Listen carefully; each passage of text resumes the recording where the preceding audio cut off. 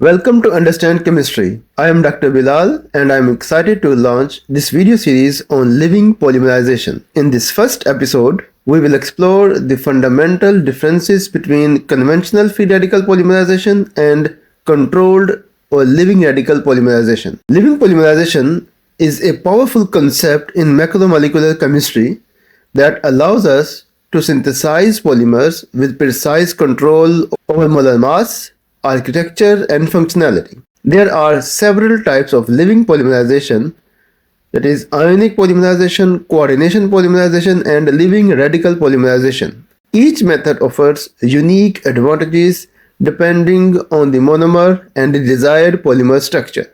In this video, I will focus on living radical polymerization, which combines the versatility of radical chemistry with the precision of living systems. The three major radical polymerization techniques are nitroxide-mediated polymerization, atom transfer radical polymerization, and reversible addition fragmentation chain transfer. All of these rely on a reversible activation-deactivation equilibrium mechanism that suppresses the termination and allows controlled chain growth. In polymer chemistry, understanding the difference between free radical and living radical polymerization is essential for controlling molecular architecture. Let's begin with difference in mechanism and kinetics of both types of techniques. In free radical polymerization, as discussed in my previous video on kinetics and mechanism of free radical polymerization, it proceeds through three steps: initiation, propagation, and termination.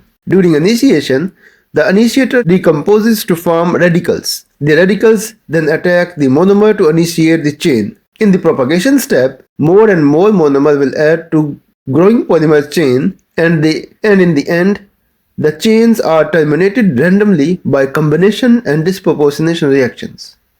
In combination, two chains are combined to result one dead polymer chain, whereas in disproportionation, two chains are terminated by migration of proton from one polymer chain to other. This results in two dead polymer chains. In contrast, living radical polymerization introduces a reversible equilibrium between active and dormant or inactive species.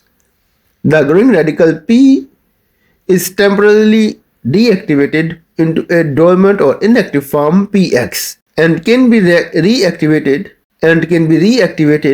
when needed. The inactive species are made active through several stimuli or triggers. These may be physical stimuli like light, heat, electricity, and ultrasounds, or can be chemical like reducing agent or metal catalyst. K act for the activation and K deact for deactivation. The concentration of active radical is kept extremely low, typically less than 1 in a million chains, which suppresses termination and chain transfer. Kinetically, this means the rate of initiation is much faster than propagation, so all chains starts growing at the same time. As a result, molecular weight increase linearly with monomer conversion, and the polymer exhibit a narrow molar mass distribution. Now, let's look at how the degree of polymerization evolves with monomer conversion. In free radical polymerization, the average degree of polymerization is highest at the beginning and actually decreases as conversion increases. This happens because termination is random and the number of active chains fluctuates. Mathematically, we can write Xn is approximately equal to the concentration of monomer at any instant. Or we can say degree of polymerization depends on the instantaneous monomer concentration. In living polymerization, degree of polymerization increases linearly with conversion because there is no termination and all chains grow uniformly. The degree of polymerization is given by the following equation. This tells us that the chain length is simply the ratio of initial monomer to initiator concentration multiplied by the conversion. At 100% conversion, P will be equal to 1. The degree of polymerization is the ratio of initial monomer to initiator concentration. In this plot, the red curve for free radical polymerization shows a sharp rise at the beginning and then drops with conversion, while the green line for living polymerization increases linearly.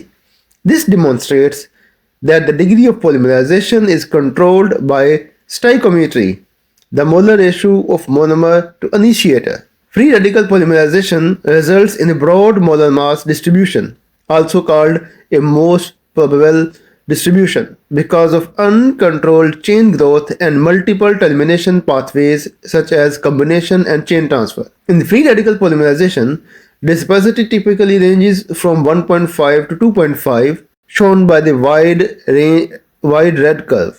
In contrast, living polymerization suppresses termination and keep all chain growing uniformly. This produces a narrow Poisson distribution with a dispersity value around 1.02 to 1.2. More generally, most textbooks states that a living polymerization should have a dispersity below 1.5. This is shown by the narrow green curve. Now, let's look at some practical differences between free radical polymerization and living polymerization. Free radical polymerization is robust and easy to run. It tolerates moisture, oxygen, and impurities, making it ideal for large-scale industrial processes. It is inexpensive and widely used. However, it offers no control over polymer architecture. You cannot make block copolymer or telecalic chains.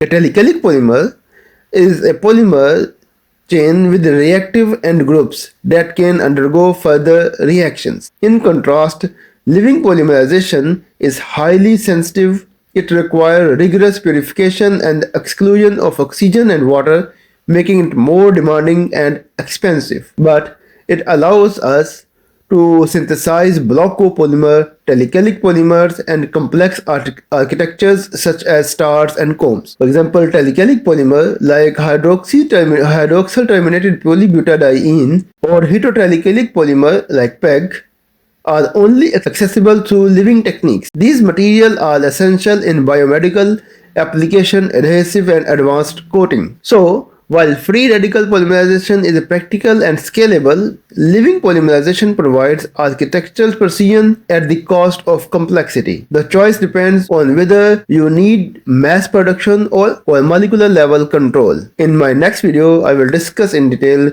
the nitroxide mediated polymerization. Stay tuned and thanks for watching.